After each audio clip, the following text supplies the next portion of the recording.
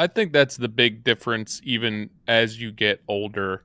It's almost as if everything that you try to put out in the world and convince everyone, including yourself, of what's the right way to do things actually starts to pan out, right? I feel like from 25 to 40, you're trying to will yourself into every situation and best practices and success.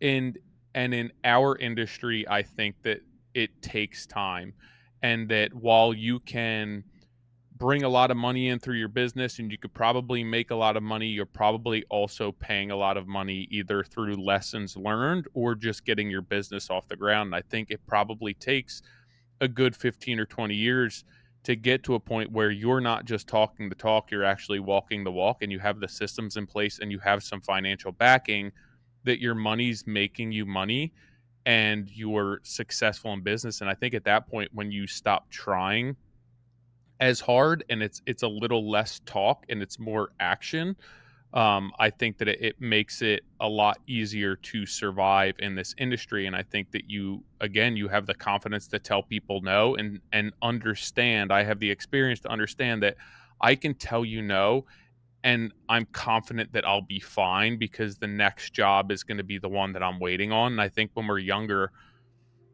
it's too scary. It's too frightening. We don't have the experience or the confidence in ourselves and our business to understand that this is all going to work out. Like, we probably don't have the systems in place to be 100% confident that it is. And that's one of the things that I noticed, even, from being 25 to being 39, is just me understanding that I'm going to be able to work through all of this. It's going to work out, and that I have my systems dialed so much more now that I'm guaranteeing I'm making money on all of my projects and I'm not working 2x to make 1x. Mm-hmm. Yep, I agree with all that. And so I think, I, I know several guys, I know you're doing the single family home stuff more so, Nick, that I think that are kind of in that and get frustrated. And I don't think there's a pecking order. Nobody gets to pick your timing. I just think that, I wrote down another couple things. I love stand-up comedy. We have the hottest stand-up right now lives Yeah, in you do. Nate Bargatze. So Nate Bargatze is everywhere right now. He's on Super Saturday Bowl Night, commercials. Super Bowl commercials, sold out Nissan, or sorry, Bridgestone twice. Like, this guy is everywhere. Well, he was a funny guy in his 20s.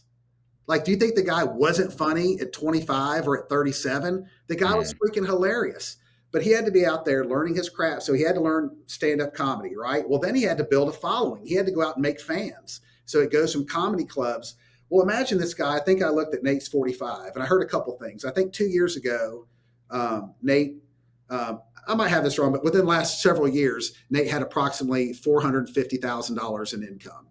Nate Bargatze grossed $82 million last year. Imagine Oh my years God. old if Nate Bargatze said, I'm still doing the same old smoky comedy clubs. This isn't working out for me. And he quit at 40.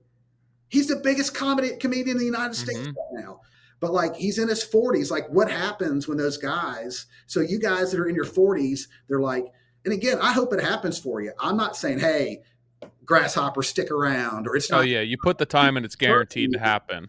Just don't quit before the whole world opens up to you. That's all I'm trying to say.